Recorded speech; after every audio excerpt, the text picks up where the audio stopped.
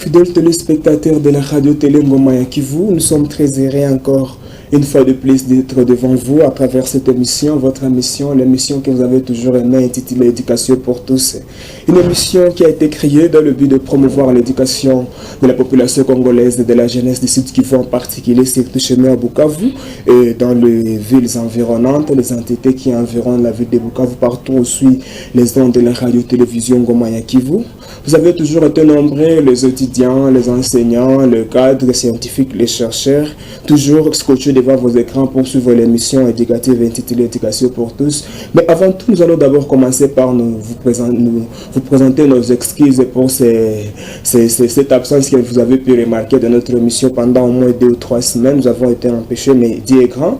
Nous sommes encore de retour parce que l'éducation, c'est notre arme de bataille pour faire la promotion de la jeunesse, pour pallier aux problèmes auxquels notre pays peut toujours faire face dans l'avenir. C'est pourquoi vraiment nous vous présentons nos excuses et nous pensons que vous acceptez nos excuses et nous vous promettons d'être maintenant fidèles et de faire des choses, de prendre les choses au sérieux parce que avec des opportunités pareilles, là où nous trouvons l'occasion d'exposer ce que Dieu nous a donné comme science, comme éducation, avec votre aide bien sûr, parce que l'émission n'est pas pour les co-débatteurs seulement, mais pour le téléspectateur aussi. Donc nous ne devons pas lâcher ce genre d'opportunités afin de contribuer à l'éducation de notre population, à l'éducation de la jeunesse congolaise et la ville de Bukavu en particulier.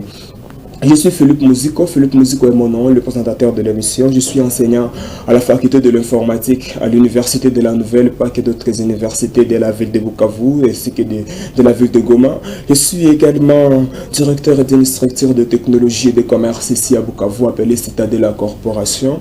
Peut-être vous avez entendu parler de Citadela Corporation à travers des publicités, à travers nos productions que nous avions pu faire dans les élections avec notre logiciel de vote électronique. Nous avons publié pour aider les gens à apprendre sur la manière à voter avec la machine à voter.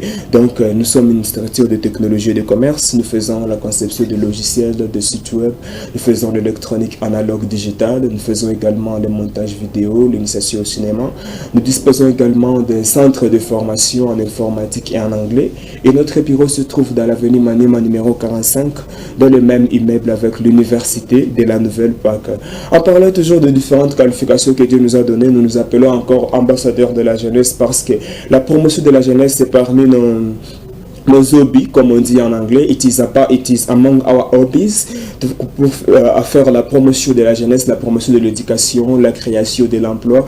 Nous disons si une jeunesse est éduquée, elle doit être éduquée pour pallier aux problèmes auxquels parcourt notre pays, entre autres le chômage exagéré, le niveau de l'éducation qui est très bas par rapport aux années passées selon les gens qui nous ont enseigné et qui continuent à enseigner aujourd'hui. Donc, ce sont là-bas les cibles auxquelles nous nous attaquons à travers cette émission-là.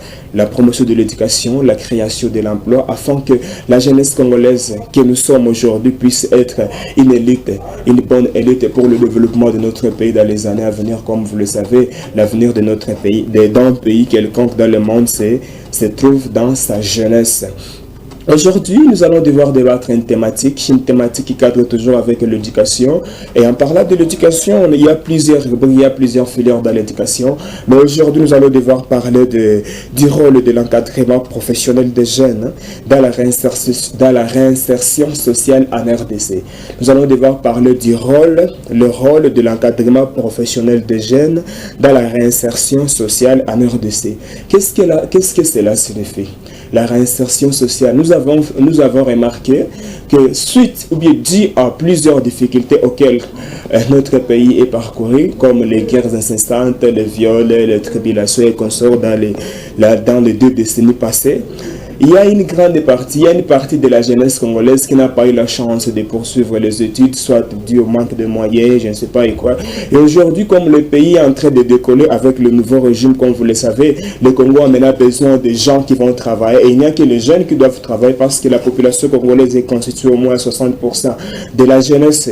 Et maintenant, nous nous sommes rendus compte qu'il y a certains jeunes dans notre pays qui sont à mesure de travailler, ou bien qui ont la volonté de travailler, qui ont l'engouement de travailler pour le développement de notre pays, mais ils n'ont pas eu la chance de poursuivre leurs études à cause de ces différents problèmes que notre pays est passé à travers dans les 2 décennies passées.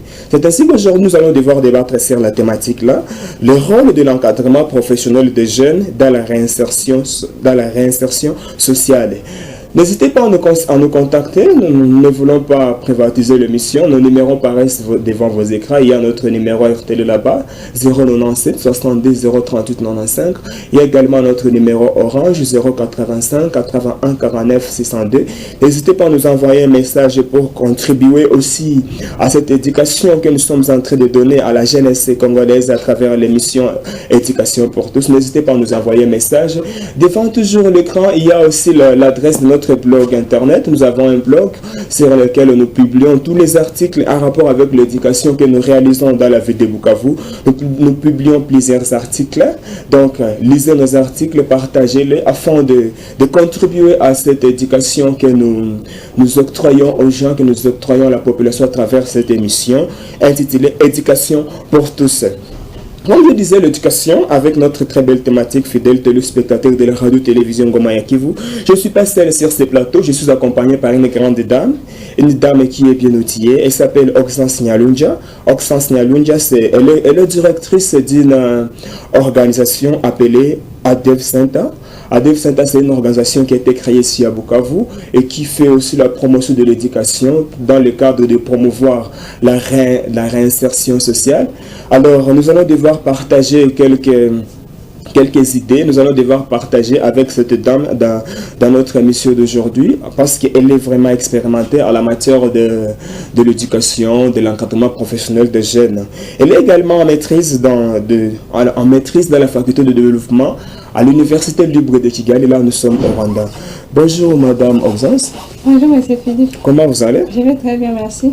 Je vous vois vraiment en bonne et due forme. Vous êtes bien habillé.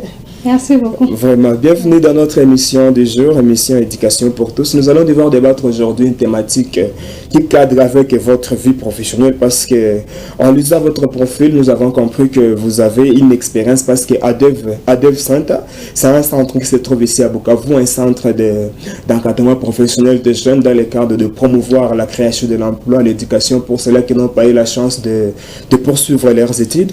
Maintenant, nous allons devoir débattre aujourd'hui la thématique intitulée les rôles que joue cet encadrement là-bas professionnel des jeunes dans la promotion de la réinsertion sociale. Madame Oxence, comment vous trouvez cette thématique? Cette thématique, je trouve qu'elle est très très intéressante et elle cadre plus avec le travail que nous faisons chez ADV Center.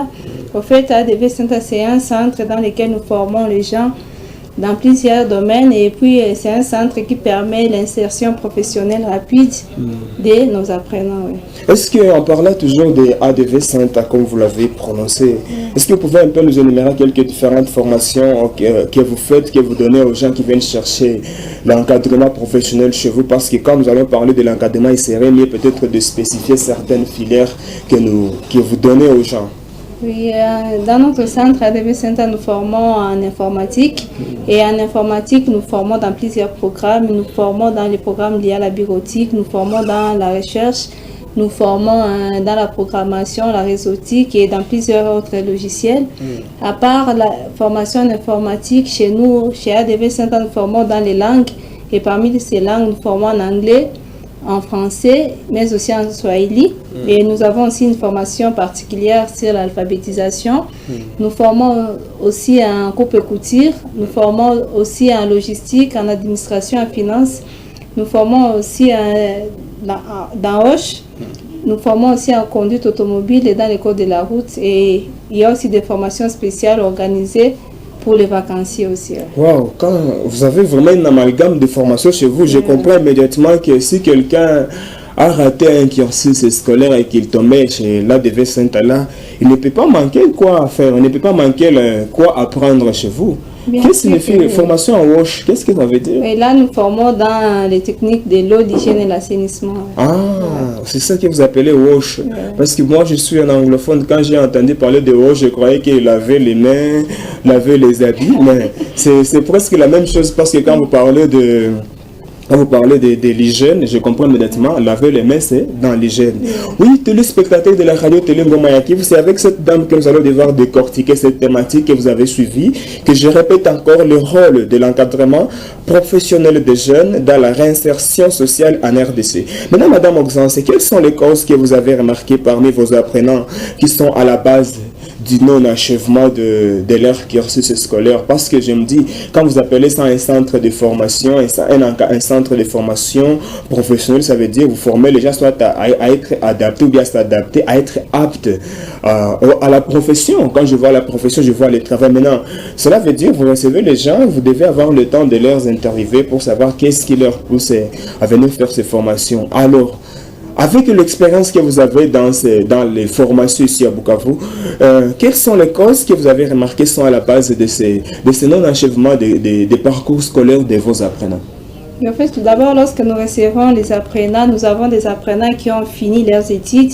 On peut recevoir un licencié, mais il a des difficultés à décrocher un emploi parce qu'il ne connaît pas peut-être l'outil informatique, et l'outil informatique est obligatoire pour l'emploi auquel il va accéder. Mais aussi, nous recevons des gens qui n'ont pas eu la chance de terminer leurs études. Et souvent, ces gens-là, lorsqu'ils viennent, la difficulté principale, c'est d'abord les moyens financiers. S'ils viennent, c'est parce que peut-être ils ont trouvé pour payer l'université, c'est par exemple $500, et nous, on va leur demander très peu, qui va leur permettre d'accéder à l'emploi. C'est surtout vraiment les moyens financiers. Donc, parmi ces causes là-bas, vous avez énuméré, il y a ceux-là qui ont fini leurs études, mais ils veulent approfondir certaines notions dans certaines filières techniques comme l'informatique, comme c'est le cas ces derniers temps. Dans des offres d'emploi, vous allez voir, on vous demande d'avoir la connaissance de l'outil informatique est un atout, disons la connaissance de l'anglais est un atout pour ces postes là-bas. Alors c'est ce qui fait assez qu'aujourd'hui vous soyez en train de recevoir peut-être plusieurs catégories de gens pour ce genre de formation. Maintenant, en parlant toujours de ces différentes causes là-bas, en parlant de ces différentes causes que vous avez énumérées, est-ce que quand vous recevez les gens, parce que chez nous dans Stade Tronic Center, ce sont les mêmes causes aussi que nous voyons, il y a aussi ceux-là qui veulent juste apprendre soit par plaisir, il y a ceux-là qui veulent apprendre par plaisir pour connaître, même s'ils ne vont pas appliquer la filière qu'ils sont allés apprendre dans un tel ou tel autre centre de formation. Mais est-ce qu'il y a d'autres difficultés auxquelles vous remarquez dans ces apprenants là-bas, comme soit par exemple le problème d'inadaptation, ou bien je ne sais pas quoi? Est-ce qu'il y a encore d'autres difficultés que vous trouvez aux apprenants quand ils sont aussi dans votre centre de formation? En fait, lorsque nous accueillons des apprenants, chacun vient d'un milieu différent, chacun vient d'un background, à son background propre à lui. Peut-être lorsqu'on va recevoir un apprenant, il peut avoir des difficultés d'abord par rapport à l'adaptation à la matière. Il peut venir et son niveau est un peu plus bas par rapport à ce qu'il a demandé. On sera obligé de les remettre encore en arrière. Et à part ça, ils peuvent venir, ils vont encore trouver des problèmes financiers. Ces problèmes-là ne vont pas leur permettre d'achever leurs cours.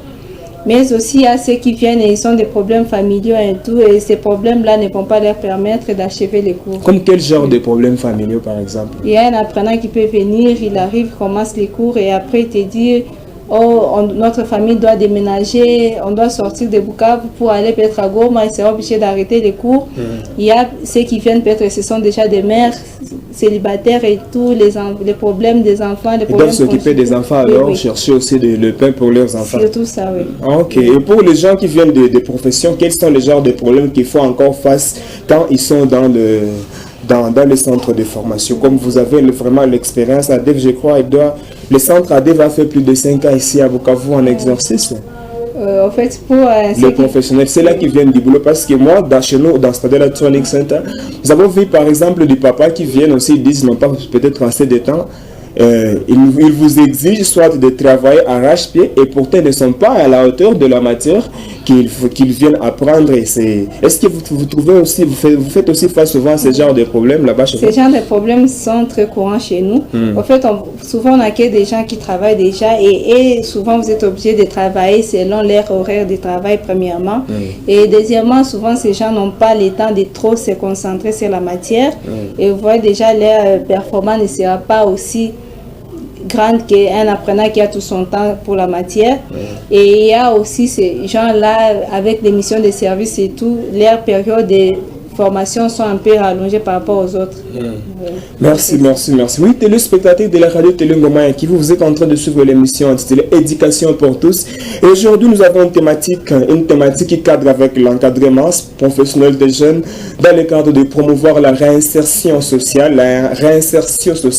Et quand on parle de la réinsertion sociale, nous voyons tout simplement les jeunes qui doivent être intégrés dans la société, soit et qui n'ont pas eu cette chance-là de s'intégrer eux-mêmes à cause de l'acquis scientifique qu'ils ont accumulé, qui sont dus à plusieurs problèmes que nous venons de démontrer, que nous venons d'énumérer avec Madame Oxens, qui est directrice d'un centre de formation ici à Bukavu appelé ADEF5A, se trouve là-bas à la poste, à l'hôtel de ville ici à Bukavu. Nous avons décortiqué, nous avons énuméré certaines causes qui sont à la base de cette accumulation de l'acquis parmi les jeunes, de la jeune de Bukavu, les jeunes congolais par exemple, ceux-là qui n'ont pas eu le moyen de poursuivre avec leurs études universitaires, se sont arrêtés en cours de route et quand l'âge avance, ils ont besoin maintenant de se lancer dans le monde professionnel. Ils se retrouvent devant certaines exigences qui sont demandées, qui sont nécessitées par les organisations dans lesquelles ils veulent travailler et c'est ce qui leur pousse souvent par exemple à aller chercher encore d'autres formations pour compléter leur cursus scolaire.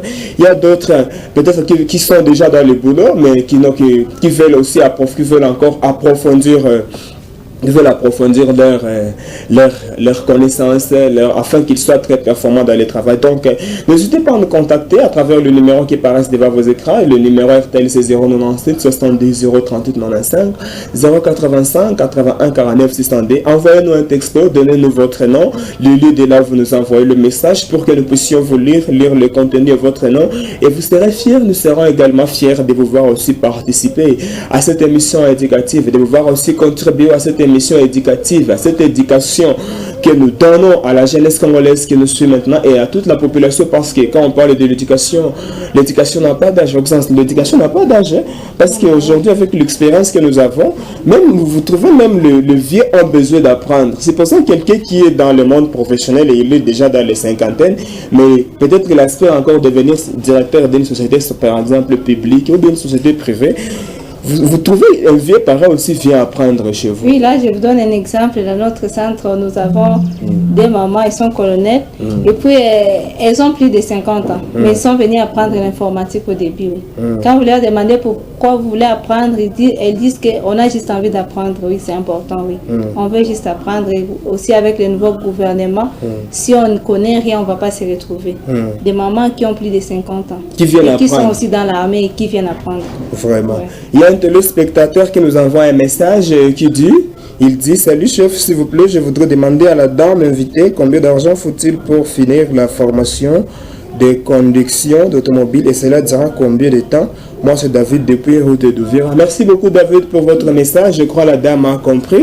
Va devoir, vous allez recevoir ce numéro, ou bien maintenez toujours le numéro, vous allez le contacter après l'émission pour qu'elle vous donne d'autres directives pour faire la formation. Vous comprenez que vraiment ces genres de formations sont vraiment utiles, parce que quand un jeune garçon qui a fini par exemple les études, il a fini par exemple en économie, mais il se rend compte que il n'y a pas des organisations là où il est engagé soit comme un expert comptable, un manager. Il est censé faire par exemple des études de conduite auto pour par exemple se retrouver dans une ONG chauffeur et commencer à faire sa vie. N'est-ce pas Madame Oxens? Donc vous comprenez vraiment que ces centres là-bas sont très importants. Alors, ce que je vais ajouter, je trouve que la formation que nous recevons à l'université et même à l'école secondaire est toujours entre guillemets incomplète. C'est une formation qui ne permet pas d'accéder directement à l'emploi.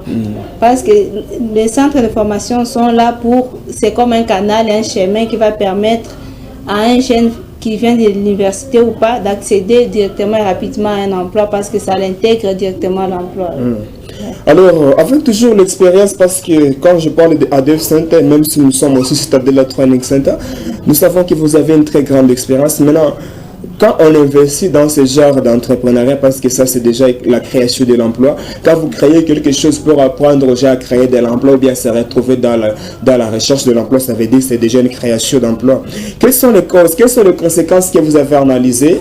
Bien, quelles sont les conséquences que vous avez analysées avant de vous lancer dans ce business, avant de vous lancer dans cette initiative de créer ADEF Center, qui sont qui peuvent être nuisibles, disons, si on peut utiliser le terme, ou bien qui peuvent être nocives, ou bien qui peuvent handicaper le développement de notre pays, parce que quand les jeunes ne sont pas à la hauteur de créer de l'emploi, quand les jeunes ne sont pas à la hauteur de s'intégrer dans leur propre société, cela veut dire qu'il doit y avoir certaines conséquences qui découlent de ça, Madame Auxence. Alors, dans votre problématique, dans votre étude de la problématique, avant de faire la promotion de la Dev Center, avant de créer la Dev Center, quelles sont les conséquences auxquelles vous avez pensé, vous allez lutter contre avec votre centre de formation? En fait, comme nous sommes un centre de formation en langue et métiers, et dans les métiers c'est un peu plus professionnel, en fait, c'est que nous voulons d'abord, nous voulons former les gens pour qu'ils soient capables de trouver un emploi le plus rapidement possible.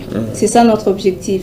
Ça veut dire si nous formons les gens, c'est pas pour qu'ils puissent encore rentrer chez eux à la maison et passer encore beaucoup de temps en train de chercher un emploi, mais si nous les formons, c'est pour les aider à trouver un emploi directement après leur formation. Mais aussi, c'est pas tout le monde qui est appelé à travailler pour quelqu'un. Nous formons aussi ces jeunes gens-là pour leur permettre demain d'être des entrepreneurs et de créer à partir de ce qu'ils ont appris. Par exemple, quand vous formez quelqu'un en informatique, facilement, s'il a bien assimilé son cours de l'informatique, il peut même commencer un secrétariat public, n'est-ce pas vrai? Nous avons plusieurs apprenants qui font déjà cela et nous rendent fiers. Et nous avons nos apprenants qui a été peut-être les premiers à ouvrir un centre informatique chez lui dans un petit village.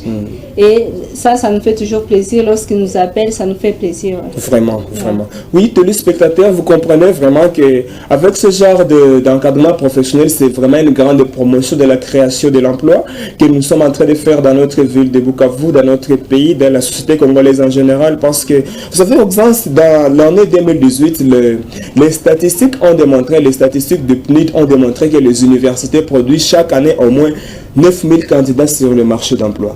Les universités congolaises produisent 9000 candidats, mais les statistiques ont prouvé qu'une année après, il n'y a que 300 personnes qui trouvent de l'emploi. Vous comprenez vraiment comment est-ce que le taux de chômage est élevé au Congo? 700 qui restent sans emploi. Voyez-vous, si on fait les statistiques, on fait les probabilités, c'est dans les 3,5% des gens. Sur 100% des candidats qui ont fini leurs études au Congo, il n'y a que 3,5% des personnes qui trouvent de l'emploi une année après. Ce qui constitue un danger pour notre pays, parce que quand les jeunes n'ont pas de l'emploi, ils vont se livrer dans la drogue, la consommation excessive de la drogue, dans les rébellions, dans les violences, et plusieurs sortes de crimes qui peuvent détruire notre société. Et donc, fidèles téléspectateurs, n'hésitez pas à contribuer à notre éducation avec notre thématique qui est tout simplement intitulé le rôle de l'encadrement professionnel des jeunes dans la réinsertion sociale. Et nous avons compris que les jeunes congolais ne sont pas bien intégrés, ne sont pas bien insérés dans leur société à cause des lacunes scientifiques qu'ils ont accumulées, soit qui sont dus à certains problèmes auxquels notre pays est passé à travers dans les 2 décennies passées avec les guerres que nous connaissons, les problèmes de violence sexuelle et les problèmes de désenclavement. Vous savez, il y a aussi certaines personnes qui n'ont pas la chance d'étudier dans notre pays parce que tout simplement, ils peuvent avoir les moyens, ils sont dans le village, mais ils n'ont pas une école proche de chez eux. Voyez-vous, ils n'ont pas une école proche de chez eux et que quand ils voient qu'ils doivent aller étudier à 15 km, à 20 km, c'est déjà un grand défi. Voyez-vous. Alors, grâce à ces centres de formation, nous faisons promotion de l'éducation d'abord parce que celui qui, par exemple, quelqu'un qui ne connaissait pas le français, et pourtant en RDC, le français c'est une langue officielle, vous l'apprenez le français à Dev Center, vous l'apprenez le Swahili. Par exemple, chez nous, dans Stadella Training Center, nous apprenons l'anglais. Voyez-vous donc, nous donnons la chance à tout le monde, tout celui qui a eu des lacunes à cause de certains problèmes de la vie, de s'auto former aussi avec ces différentes formations que nous donnons pour pallier à ces problèmes de chômage qui guettent notre pays. Parce que vraiment, si le Congo doit continuer avec tout, parce que les universités continuent à produire, même s'il y a le taux de chômage, les gens continuent toujours à aller à l'université. Et d'ailleurs, le taux de scolarité augmente. Le taux de scolarité augmente. Si en 2017 c'était 9000 candidats, peut-être en 2018 c'était 10 000 candidats. Et donc nous risquons d'avoir dans notre pays seulement une jeunesse qui sera prête à faire des rébellions et consorts parce qu'il n'y a pas de l'emploi. Alors avec ce genre de centres de formation, avec ce genre de formation, avec ce genre d'encadrement professionnel, nous pallions à ces différents problèmes auxquels pour notre pays, la République démocratique du Congo. Tous les spectateurs, envoyez-nous un message, consultez-nous, donnez-nous votre point de vue par rapport à l'encadrement professionnel. Nous avons énuméré certaines causes. Nous sommes maintenant en train d'énumérer certaines conséquences qui découlent toujours de ce manque de notions, ce manque de notions scientifiques qui sont dues soit au problème. Alors, Madame Oxan, c'est parce que nous sommes en train de chuter avec notre émission Éducation pour tous, nous sommes en train de chuter. Que proposez-vous à nos téléspectateurs? C'est là avec toutes ces différentes problématiques que nous avons énumérées ici. Peut-être il y a ceux-là qui sont encore dans l'ignorance, parce que même la Bible dit le peuple est paru par manque de connaissance. L'ignorance, c'est une grande maladie. Il y a ceux-là qui ne savent pas peut-être encore l'importance de ces formations.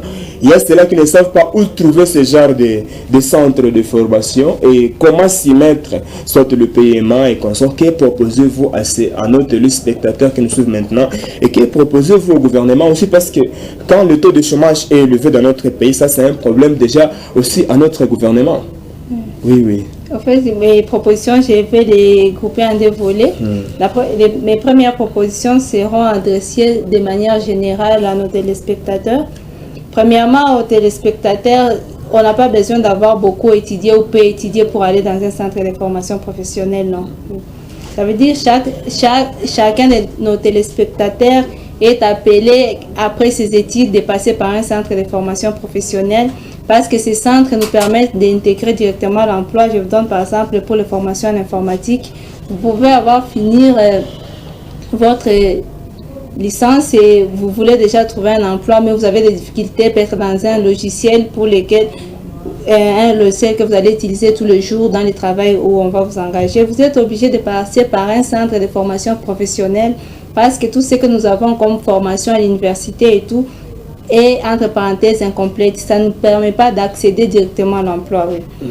À part ça, pour ceux qui n'ont pas eu la chance de terminer leurs études, ça c'est pas un problème, vous pouvez toujours passer dans nos centres de formation professionnelle, et là ça va vous permettre d'accéder à l'emploi, ça va vous permettre de créer vos propres emplois. Je vous donne l'exemple des formations en coupe et couture. Chez nous, après 6 mois de formation, vous êtes capable d'ouvrir votre propre atelier et commencer à gagner de l'argent. Oui. Voilà. À notre gouvernement. Ça, oui, à notre gouvernement, la première recommandation au gouvernement, c'est d'abord d'intégrer le secteur privé. Vous savez, le secteur privé est capable d'embaucher, parce que l'État n'est pas capable d'embaucher tous ces 9000 personnes-là qui ont fini, par exemple. Il n'est pas capable. L'État doit encadrer le secteur privé, doit encourager le secteur privé à prendre tous ces jeunes-là dans leurs entreprises. Mais aussi, l'État doit aussi soutenir les centres de formation professionnelle, parce que c'est à travers ces centres de formation professionnelle que l'État va essayer d'échapper à ces problèmes-là de chômage. Voilà.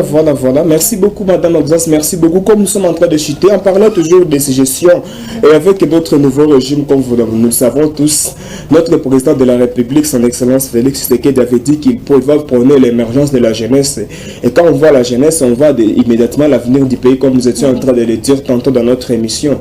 Alors, nous demandons vraiment à notre gouvernement congolais de s'impliquer dans ce genre d'encadrement, dans ce genre de centres de formation en métier, en langue, pour pallier à ces différents problèmes auxquels peut guetter notre pays dans les jours à venir, parce qu'avec ce taux de chômage, avec ce taux de production scientifique par nos universités au Congo qui grandit, ou bien qui s'accroît du jour au lendemain, et le taux de scolarité qui s'accroît également, malheureusement, le taux de la création de l'emploi est toujours en train de baisser, qui dit aux taxes exagérées. Il y a des taxes, mais n'est-ce pas ça, Madame Oxas? Il y a des taxes, vous allez voir des taxes, et pourtant ce que vous faites, c'est pour le pays. Vous voulez aider les jeunes à s'auto-prise en charge, parce que quand un jeune commence à se prendre en charge, il ne peut pas aller prendre de l'alcool excessivement, il ne peut pas aller voler dans la maison d'autrui, il ne peut pas aller violer. Et même si un politicien malsain vient le corrompre pour qu'il adhère à une rébellion quelconque, s'il a déjà son propre emploi qu'il gère lui-même facilement, il ne peut pas accepter ce genre de propositions de rébellion. Vous voyez immédiatement comment est-ce que nous serons en train de pallier à ces problèmes auxquels notre pays peut tomber. N'est-ce pas ça? Dans les années à venir, donc, que le gouvernement puisse soutenir ce genre de formation, puisse encourager les jeunes à fréquenter les écoles de formation, les écoles d'encadrement professionnel, de formation en technique, en langue, en métier et comme ça. Merci beaucoup, fidèles téléspectateurs de la radio-télévision Ngoma ya Kivu. Vous étiez en train de suivre l'émission intitulée Éducation pour tous, l'émission qui se passe chaque mercredi à partir de 15h pile jusqu'à 15h30, animée par Philippe Musico. Et aujourd'hui, nous étions en train de débattre une thématique intitulée le rôle de l'encadrement professionnel des jeunes dans la réinsertion sociale. Nous avons décortiqué un peu les différentes causes qui sont à la base de ces jeunes là-bas, qui n'ont pas eu la chance d'achever leurs études. Nous avons parlé de manque de moyens. Il y a les autres manques d'encadrement dans leur famille quand les parents n'ont pas été proches de leurs enfants. Vous allez voir, les filles sont engrossées, leurs études s'arrêtent en cours de route et ils ne trouvent plus la chance d'acheminer leurs études.